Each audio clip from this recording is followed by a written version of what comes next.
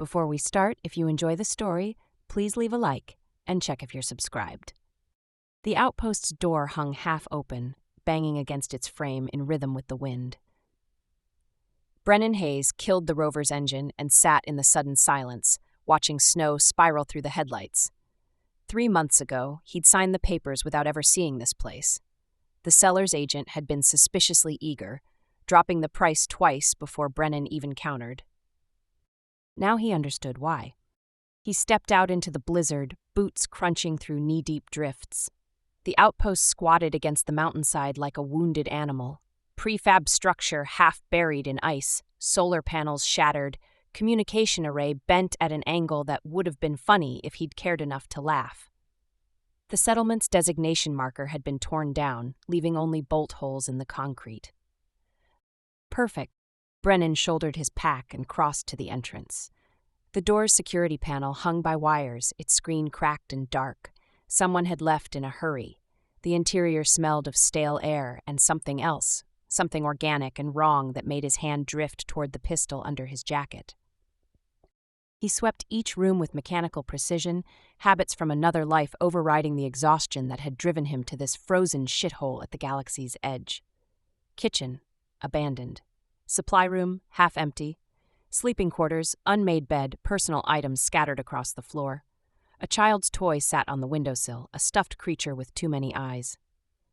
The previous owners had run. Question was from what? Brennan dropped his pack in the main room and activated the backup generator. Lights flickered to life, revealing more evidence of panicked departure. A meal sat half-eaten on the table, now frozen solid. Boot prints tracked through spilled grain across the floor, heading straight for the exit. He spent the next hour making the place livable. Sealed the door, checked the heating system, cleared enough space to sleep. The work felt good, simple, physical, mindless. No decisions beyond which box to unpack first, no orders to follow or disregard, no teammates to fail. By the time night fell, he'd found the whiskey. The previous owner had taste, at least. Brennan poured 3 fingers into a reasonably clean glass and settled into the chair facing the window. Outside, the blizzard had intensified. Snow pressed against the glass like something trying to get in. The only sound was wind howling through gaps in the structure and the occasional groan of settling ice. He raised the glass to his reflection, a stranger with hollow eyes and too many scars. The weeping started an hour later. Brennan's hand froze halfway to his mouth. He set down the glass with careful precision and listened. Wind, ice, the generator's steady hum, nothing else. He picked up the glass again. The sound came softer this time, barely audible beneath the storm, a woman's voice, raw and broken, crying. Brennan stood. The whiskey burned through his chest as logic warred with instinct. He was alone. The settlement records confirmed it. This outpost was registered to a family of 4 who'd abandoned it 6 weeks ago. The nearest occupied structure was 200 kilometers south. The crying grew louder. He pulled the pistol from his jacket and followed the sound. It led him through the kitchen, past the supply room to a section of floor that looked identical to every other section except for one detail. No dust. Someone had walked here. Recently? Brennan knelt and ran his fingers along the seams. There, a barely perceptible gap. He pressed, and a section of floor clicked. The panel lifted on hydraulic hinges, revealing a ladder descending into darkness. The crying stopped. He aimed the pistol down into the black and activated the tactical light mounted beneath the barrel. Metal rungs disappeared into a chamber below. His training said to call for backup, secure the perimeter, approach with caution. His training had also gotten 6 good people killed on Proxima Station. Brennan descended. The ladder led to a corridor carved from the mountain itself, reinforced with polymer supports and lit by emergency strips that cast everything in sickly red. The air smelled wrong, recycled too many times, thick with fear sweat and something else, something alien. A heavy door stood at the corridor's end. It had been designed to withstand serious damage, but someone had worked on the locking mechanism with cutting tools. Fresh scratches marred the metal. He pressed his palm against the access panel. It was still warm. The door slid open. The chamber beyond had been a storage vault once. Now it was a cell. Chains hung from the walls, medical equipment sat in the corner, some of it stained, and in the center, behind bars that hummed with active energy fields, she waited. Purple skin caught the red emergency lighting, making her seem to glow from within. She knelt in the cage's center, hands folded in her lap with an elegance that didn't match her surroundings. Animal-like ears swiveled toward him, tracking his movement. When she raised her head, her eyes hit him like a physical blow, large, luminous, and filled with something between resignation and defiance. She was the most beautiful thing he'd seen in years, and that made her the most dangerous. "You should leave," she said. Her voice carried an accent he couldn't place, each word shaped with careful precision. She spoke English like someone who'd learned it from textbooks rather than conversation. Brennan kept the pistol trained on the cage. "Who are you?" "Someone you don't want to know." She tilted her head, studying him with an intensity that made his skin prickle. Those ears flicked forward, then back. When she moved, it was liquid grace, rising to her feet without apparent effort, crossing to the bars that separated them. Up close, he could see details the distance had hidden. Bioluminescent patterns traced along her neck and collarbone, pulsing in time with her breathing. She wore the remnants of something expensive, torn fabric that might have been formal wear once, now stained and damaged. Dark marks ringed her wrists where restraints had been. "My name is Wren," she said, "and the people who put me here will come back." "When?" "Soon." She wrapped her fingers around the bars, and he noticed claws where nails should be. "They were transporting me when something went wrong. A dispute over payment, I think. They locked me here and ran. But they'll return, or others will come. My kind doesn't stay lost for long." Brennan lowered the pistol slightly. "Your kind?" Something flickered across her face, an emotion he couldn't read. "Valkyrie. Companion caste." The words came out flat, practiced. "We're bred to serve, to please, to make others comfortable." The patterns along her skin pulsed brighter, and Brennan felt something strange wash over him, a warmth that had nothing to do with temperature, a sense of safety and welcome that cut through the paranoia he'd carried for months. He raised the pistol again. "Stop that." "Stop what?" "Whatever you're doing, the feeling thing." Wren's expression shifted, surprise replacing resignation. "You can sense it? Most humans don't recognize empathic projection until it's too late." "I'm not most humans." "No," she studied him with renewed interest. "You're not, soldier?" "Was." "What are you now?" "None of your damn business." She smiled, and it changed her entire face. "Fair enough, but you should still leave. Lock the door behind you. Pretend you never found me. The people coming won't care that you're innocent. They'll kill you for knowing I exist." Brennan pulled his combat knife from his belt and approached the cage. "Step back." "What are you doing?" "Letting you out." "Don't." Real fear entered her voice for the first time. "The cage isn't just keeping me in. It's—" He jammed the knife into the locking mechanism and twisted. Sparks flew. The energy field flickered and died. The bars clicked as magnetic locks disengaged. Every alarm in the outpost screamed to life. Red lights strobed. Steel shutters slammed down over windows. The door to the chamber sealed with a pneumatic hiss that sounded final. Somewhere above them, automated defenses activated with mechanical precision. Wren grabbed his arm, her touch electric even through his jacket. "The proximity sensors, I tried to warn you." Brennan pulled up the tactical display on his wrist unit. 6 signatures approaching from the north, moving fast despite the blizzard. Military-grade craft by their heat signatures, 2 minutes out, maybe less. He looked at Wren, really looked at her. She met his eyes without flinching, and he felt that warmth again. Not manipulation this time, but something genuine. Fear, hope, desperation. "Can you fight?" he asked. "I was designed for other purposes." "That's not what I asked." She straightened, and he saw steel beneath the engineered beauty. "Teach me." "The first explosion hit the outpost's northern wall." The blast knocked them sideways. Brennan caught Wren before she hit the floor, his arm around her waist. Her skin was fever-warm through the torn fabric, and he felt her heartbeat racing against his chest, too fast, like a bird's. "The reinforced core," he said, pulling her toward a secondary door he'd noticed during his sweep. Now. They ran through corridors that bucked and swayed with each impact. Dust rained from the ceiling. Another explosion, closer this time, and the lights died. Emergency systems kicked in, bathing everything in that same sickly red. Brennan kicked open the door to the Outpost safe room. A cylinder of reinforced steel sunk deep into the mountain. He shoved Wren inside and sealed the entrance behind them. Silence, or near enough. The walls were thick enough to muffle the assault happening above. The space was tight, maybe 3 meters across, lined with supply lockers and basic life support. Brennan immediately started checking systems, forcing his training to override the awareness of her presence. "How long can we stay here?" Wren asked. 72 hours if we're careful with air. They won't breach. They'll scan, confirm I'm here, and wait. She settled onto the floor with fluid grace. "Valkyrie are patient hunters." Brennan pulled up the external feeds on the room's single monitor. Through the static, he could make out shapes moving through the blizzard. Tall, armored figures spreading out in tactical formation. Not human. "Tell me what I'm dealing with," he said. "Retrieval specialists, military caste." Her ears flattened against her skull. "For me, they'll send all of them. I'm valuable." "Why?"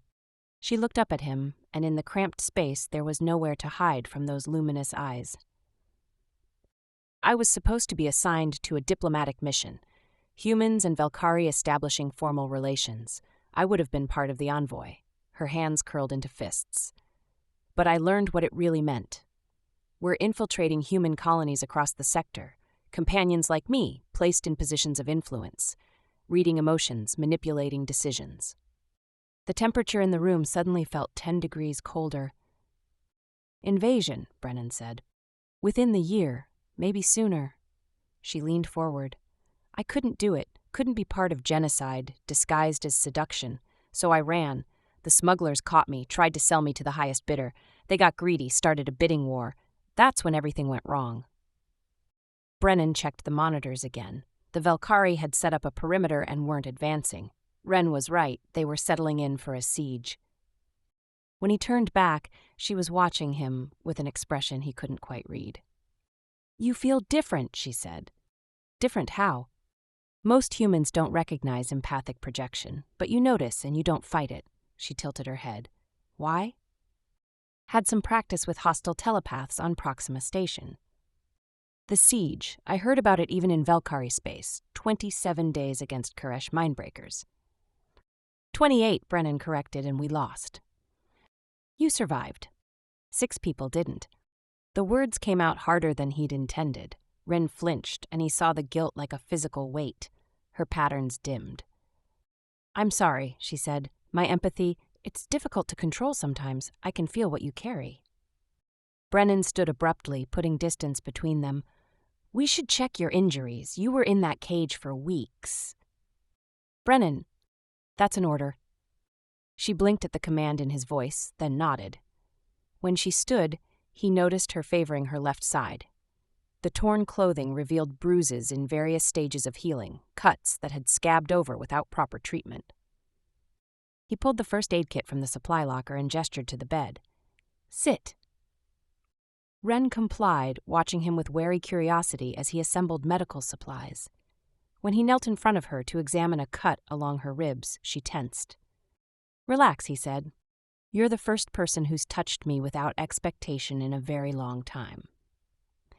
Brennan met her eyes. In this proximity, he could see flecks of silver in the luminous purple, could count each individual marking along her neck, could feel the heat radiating from her skin.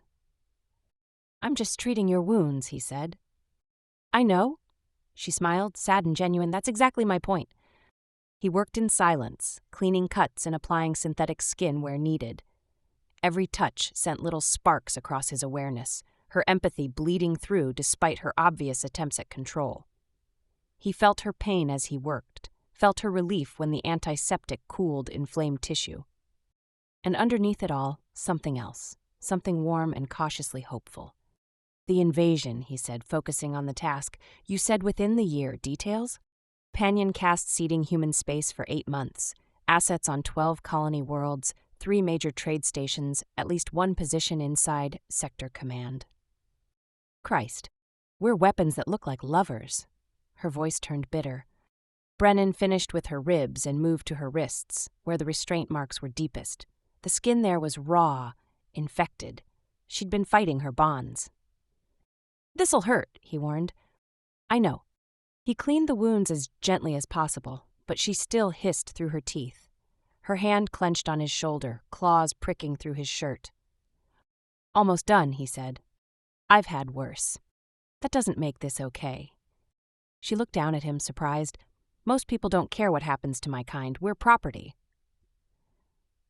"I'm not most people." "No," she said softly, "you're really not." Their eyes locked. The moment stretched, charged with something neither of them seemed willing to name. Her hand was still on his shoulder, his fingers were gentle on her damaged wrist. Ren's free hand rose, hesitated, then touched his jaw. Her fingers traced the scar that ran from his ear to his chin. "You carry so much," she whispered. "I can help, if you let me. Take some of it away. That's what I was designed for." Brennan caught her wrist, not roughly but firmly. "I don't want you using your abilities on me." "Why not?" "Because I need to know what's real." Something raw flashed across her face. What if I don't know anymore? What if I can't tell the difference between programming and genuine feeling? He stood, putting necessary distance between them. "Then we figure it out together, but not like this, not with you thinking you owe me something." Ren stared at him for a long moment, then laughed. A broken, desperate sound. "We're trapped with killers outside and you're worried about consent?" "Yeah." "Why?" "Because someone should be." The words hit her like a physical blow. Her patterns flared bright, then dimmed to almost nothing. She turned away, shoulders shaking. Behind him, she spoke so quietly he almost missed it. "Thank you." He turned. She was still facing away, arms wrapped around herself. "For what?" "For seeing me, not just what I was made to be."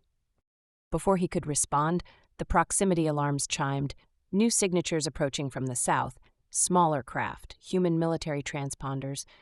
Brennan pulled up the identification codes and felt his blood run cold. "What is it?" Ren asked. "Black Ops, Sector Intelligence." He enhanced the image, reading the tactical markers. "They're not here to rescue us." "How do you know?" "Because I recognize the unit designation." He met her eyes. "They're the ones who created the Proxima Station disaster, and if they're here, it means they know exactly what you are." The first human craft landed 200 meters from the outpost. "Can you use your empathy offensively?" he asked. She hesitated. "I was told it's possible, but I've never tried." "Then we're about to find out." He handed her a piece of metal pipe from the supply locker. "Stay behind me. When I give the signal, hit them with everything you've got." The safe room's door shuddered. Someone was cutting through from the outside.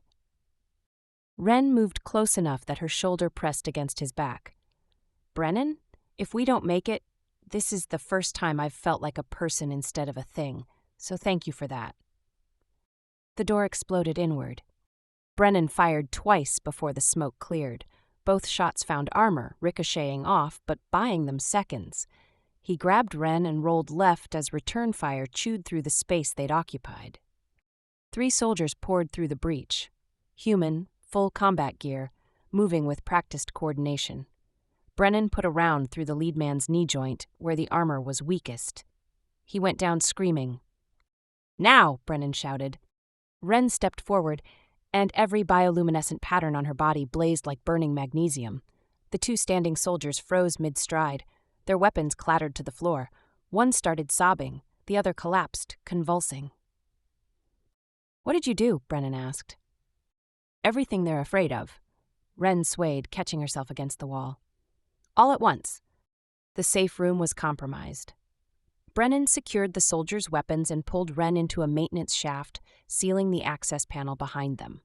The shaft was narrow, forcing them to crawl single file through darkness broken only by occasional service lights. After 50 meters, they emerged into a utility room. Brennan checked the door while Ren caught her breath, still trembling from the empathic assault. "How many can you affect at once?" he asked. "I don't know. 2 nearly killed me." Footsteps echoed above. More soldiers converging. Brennan opened the door and peered out. Clear for now. He could hear firefights in other sections. The Valkyrie and humans were engaging each other. They moved through the outpost like ghosts, avoiding both sides. Twice they hid while patrols passed, pressed together in confined spaces, her breath warm against his neck. The communications room had been stripped. The smugglers had taken anything valuable. But the structure remained. Brennan pried open an access panel and pulled out fistfuls of wire. "What are you doing?" Wren asked. "The outpost has a deep-range transmitter. If I reroute power from life support, we can send a signal." "To who? Anyone who receives it will want me dead or captured." "Not if we warn the other companions who've escaped." He met her eyes. "Give them a choice, fight or run." Wren moved closer, watching him work. "You actually care about people you've never met." "I care about preventing what happened on Proxima." He connected 2 wires and sparks flew. "I care about not watching another invasion succeed." Her hand covered his, stilling his work. When he looked up, she was inches away. "Why are you really helping me?" "Because it's the right thing to do." No one does the right thing anymore, not without a reason. Brennan set down the wires and faced her fully. 6 people died on Proxima because I made the wrong call, trusted compromised intel, led my team into an ambush. He touched the scar on his jaw. "I got this trying to save the last one, failed anyway." Wren's fingers traced the scar, featherlight. "That's not your fault." "Tell that to their families." "Brennan, I can't save them, can't bring them back, but maybe I can stop it from happening to someone else." He caught her hand, holding it against his face. "Maybe that's enough." She searched his eyes, then leaned forward and kissed him. It wasn't gentle, it was desperate and fierce, her hands fisting in his shirt as she pulled him closer. Brennan responded instinctively, one hand tangling in her hair, while the other found the small of her back. Her empathy washed over him, not manipulation, but raw emotion, fear and hope and desire all tangled together. He felt what she felt, and it mirrored his own chaos perfectly. When they broke apart, both breathing hard, Wren's patterns were blazing. "That was real," she whispered. "Tell me that was real." "It was real." She kissed him again, slower this time. Her claws traced careful lines down his spine. They sank to the floor together, the danger forgotten for stolen moments. Brennan mapped the patterns along her neck with his lips, feeling them pulse faster. Wren arched against him, making small sounds that drove his restraint to breaking. Her hands found skin beneath his shirt, and everywhere she touched felt electric.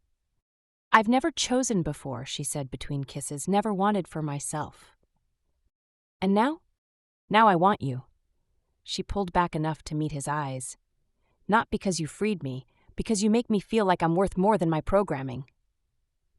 They moved together in the darkness, learning each other through touch and breath, an empathic connection that made every sensation doubled.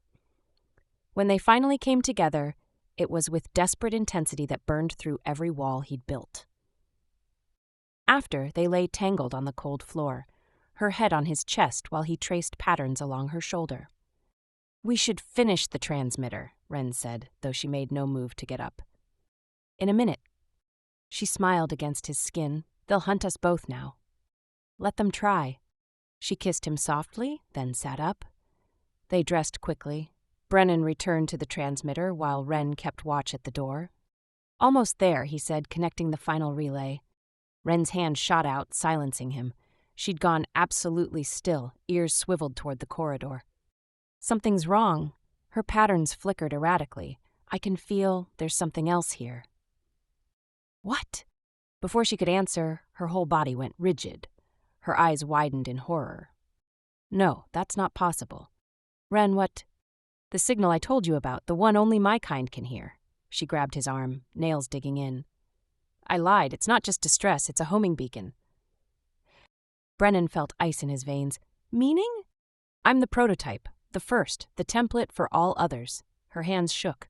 "My genetic code is the foundation. I'm broadcasting constantly, whether I want to or not." She pulled up her sleeve, revealing patterns he hadn't noticed. Geometric, precise, pulsing in a rhythm that wasn't biological. "They're using me to navigate through jump space," she said. "The fleet isn't coming for me. I'm calling them here." She looked at him with horror and guilt. They'll arrive in hours, not weeks. The transmitter crackled to life. A voice spoke through static, female, human, cold as vacuum. This is Commander Petra Blackwell, Sector Intelligence. We have the outpost surrounded. Surrender the Valkyrie asset, or we're coming in. Brennan looked at Wren, at the woman he'd just made love to, at the beacon that would bring an invasion fleet down on innocent heads. What do we do? She whispered. He picked up his weapon and checked the charge. We fight. Brennan killed the transmitter before Blackwell could respond. How much time before the fleet arrives? 4 hours, maybe 5. Wren's patterns pulsed with that unnatural geometric rhythm. They're locked onto my signal. Then we redirect them. She stared at him. That's impossible. You're the beacon. Can you control it? I don't know. I've never tried. Brennan pulled her toward the door. Then you're about to learn.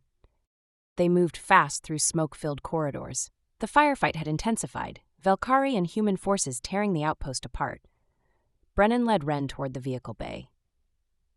A Valkyrie soldier rounded the corner ahead. Tall, reptilian armor that seemed to grow from scaled skin, it raised a weapon.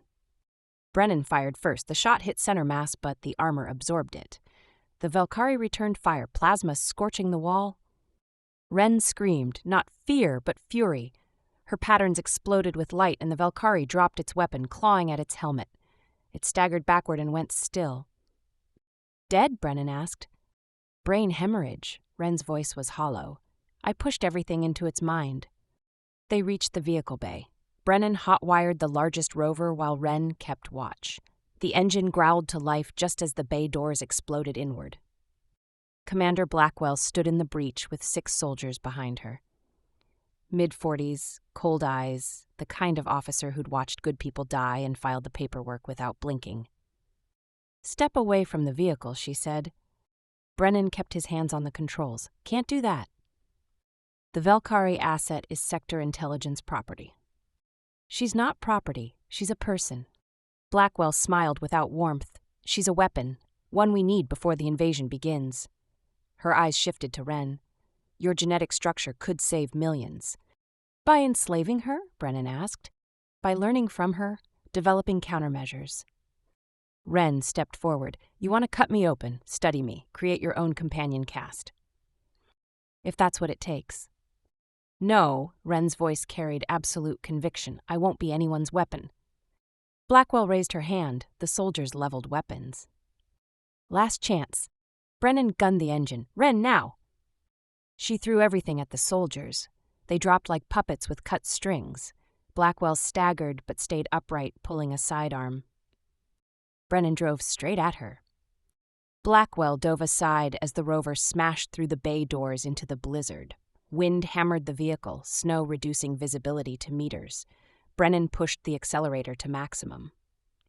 Where are we going? Wren shouted. Old mining complex, 5 clicks north. He swerved around a boulder. Shielded chambers we can use. Behind them, lights appeared through the snow, pursuit vehicles converging.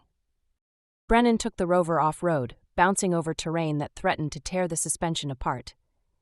Plasma fire scorched past, energy weapons from the Valkyrie, projectiles from the humans.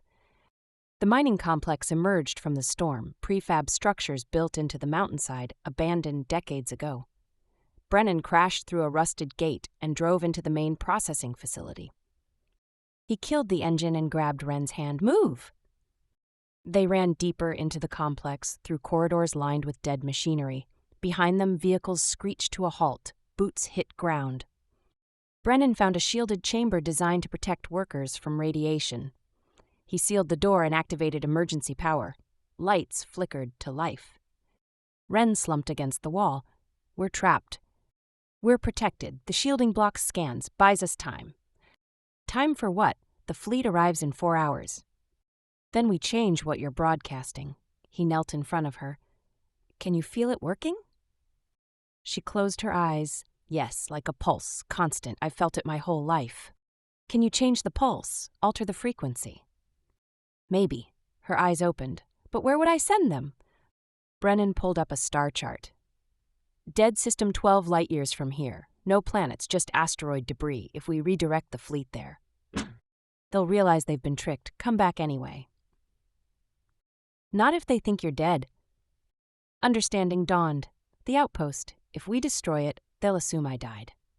Exactly, the fusion reactor, if we overload it from here using the maintenance network. Wren nodded. I'll focus on changing the beacon. You handle the reactor. They worked in silence, broken only by distant sounds of soldiers searching. Wren sat cross-legged, patterns pulsing as she dove into her own biology. Sweat beaded on her forehead. Brennan accessed the outpost's reactor through maintenance protocols. He began the cascade sequence. Coolant offline, containment weakening, fuel rods approaching critical. I can feel it, Wren whispered. The beacon, like a song I've been singing forever. Can you change it? I'm trying. It's like trying to stop your own heartbeat. Explosions rocked the complex. The Valkyrie were blasting through walls. Wren, hurry. I know, she gasped. Her patterns flared brilliant white. I've got it. The frequency is shifting.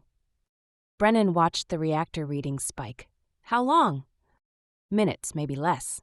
We don't have minutes. The chamber door shuddered, something massive trying to force it open. If I push too hard, I could kill myself, Wren said. The beacon is tied to my nervous system. And if you don't, millions die. She held his gaze, then nodded. Her patterns blazed. Blood trickled from her nose. The geometric pulse began to shift. The door buckled inward. Almost there, Wren said through gritted teeth. Brennan raised his weapon.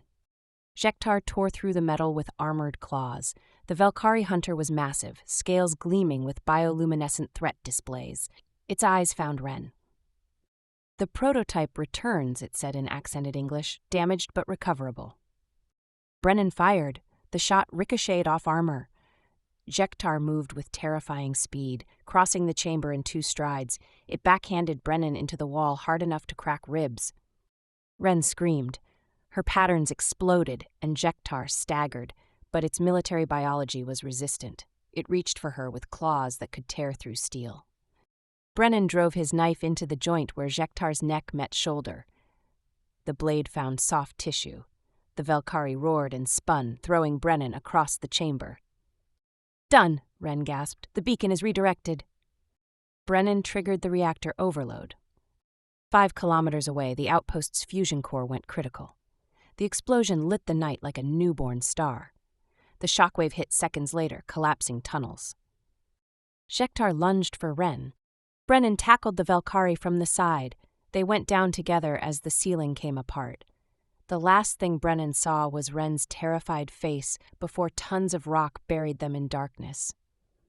Pain dragged Brennan back to consciousness. His chest screamed with every breath. Ribs definitely broken. He couldn't see, couldn't move. Rock pressed down on every side. Then he felt warmth against his face. A hand, Wren's hand. Brennan, she whispered, can you hear me? Groan. Don't move, there's a pocket, not much air. Her voice was weak. Jektar is dead. His body is keeping us from being completely crushed. Brennan's eyes adjusted. Faint bioluminescence from Wren's patterns provided barely enough light. They were wedged in a space no bigger than a coffin, supported by the Valkyrie's armored corpse above them. The beacon, he managed. Redirected. The fleet will arrive at the dead system in 3 hours. She touched his face. They'll think I'm dead. We did it. If we survive. If. She pressed closer, sharing warmth. I can't feel anyone searching. The explosion convinced them we're dead, too. Brennan tried to shift, and agony lanced through his side. Wren's hand found his chest, feeling the damage. Broken ribs, maybe worse. Her empathy washed over him, and some of the pain dulled. I can help. Don't waste your strength. It's not wasted. She kissed his forehead. You saved me. Let me save you back. Time became meaningless in the dark. They lay together, breathing shallow to conserve oxygen. Wren's patterns gradually dimmed. Tell me something, she said. Like what? Anything, I just want to hear your voice. Brennan thought for a moment. When I was a kid, my father took me ice fishing. We'd sit for hours in a shelter on the lake. I hated it at first, too quiet, but he taught me that silence wasn't empty. You just had to learn to listen. What did you hear? The ice shifting, wind, my own heartbeat. He found her hand. He said the quiet was where you found the truth. No distractions, no lies. Is that why you came here? Yeah, thought I needed quiet to figure out who I was without the war. Did you? No, he squeezed her hand. But I found something better. She was quiet for a long time. If we get out, both our people will hunt us. We'll never be safe. Then we keep running. For how long? As long as it takes. That's not a life, that's survival. It's more than I had before. He turned his head despite the pain, finding her eyes. I was already dead, just going through motions. You made me feel alive again. Ren's patterns flared. I was a weapon pretending to be a person. You made me believe I could actually be one. They kissed, gentle this time, tasting blood and dust and desperation. When they broke apart, Brennan felt something shift above them, rock settling. We need to move, he said. Ren's empathy suddenly spiked. There, I can feel air moving, a draft. Brennan felt it too, a whisper of cold from their left. He began to dig, ignoring the agony. Ren helped, her claws more effective than his fingers. The draft grew stronger. Brennan's hand broke through into open space. Got it, he gasped. They widened the opening and squeezed through. The tunnel beyond was intact, sloping downward. They crawled single file, Ren's bioluminescence the only light. The tunnel opened into an old ore processing station. Emergency lights still functioned. More importantly, there was equipment, supplies. Brennan collapsed against a wall while Ren explored. She returned with water and medical supplies. Drink first, she said. He obeyed. Ren opened the medical kit and began treating his injuries. Where'd you learn this? He asked. Companions are trained for many scenarios. Her hands were gentle as she wrapped his ribs. We're supposed to be useful. Stop talking about yourself like property, he caught her hand. You're Ren. And you're free. Her patterns flickered with hope. I want to believe that.